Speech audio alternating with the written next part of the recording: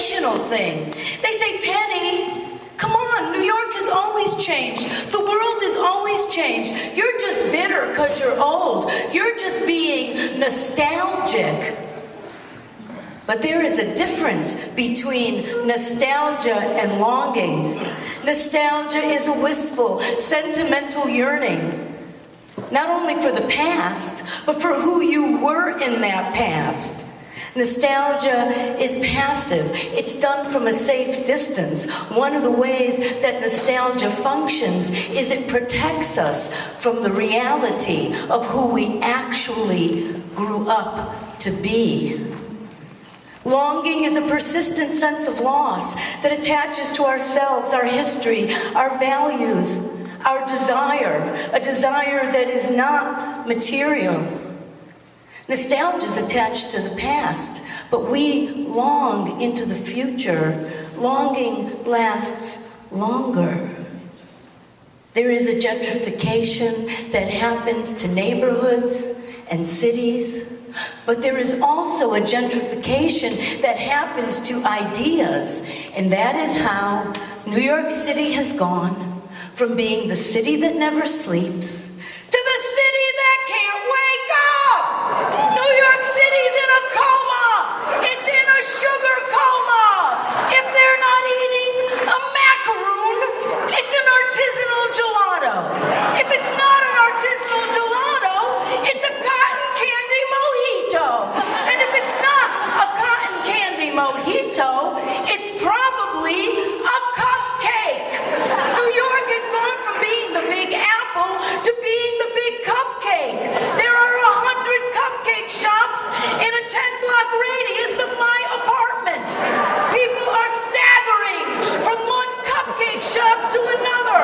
A trail of cupcake crumbs across the city. The cupcake is the narcotic of these new infantilized beings. These people want a cupcake the way I want a cigarette. These people want a cupcake the way I want a joint. While the cupcake may look innocent, the cupcake is malevolent. The cupcake represents what Hannah Arendt called the banality of evil. The gentrification of a poor neighborhood always starts with a cafe and always ends with a cupcake. The cupcake represents conformity, self-absorption, selfishness, just like the middle-class values and middle-class manners that have invaded every single fucking corner of New York. Those middle-class manners, those middle-class values, just like the cupcake, they hide the brutality of their entitlement. Being a fascist collaborator has never tasted so sweet. But no, Penny, wait! That's not fair! There are so many different kinds of cupcakes.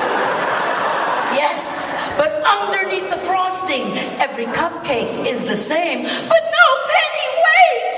So many people are finding enlightenment and identity through the many various different kinds of cupcakes that are available now. In the event of an identity crisis, go ahead, consult the guide to cupcakes. Romantic, red velvet. Impulsive, salted caramel. Creative, pumpkin spice. Cheerful? When you see people with super fitting sores on the streets of our neighborhood, when you see people in rags, when you see people who are not happy to spend $12 on a cocktail, but they won't flip a quarter to a fucking starving person in the street, all the people who can't put food on their table for their families, all the people who don't have enough work, living in a country that has long stopped pretending to be a democracy. Do you feel cheerful? Cheerful? Cheerful? Lemon berry. What kind of cupcake are you? Yes, the world has changed, but this change is different. This is a change that destroys authenticity. This is a change that erases history. This is a change that creates cultural amnesia. And out there, the wounded spirit of New York cries out. And we are filled with longing.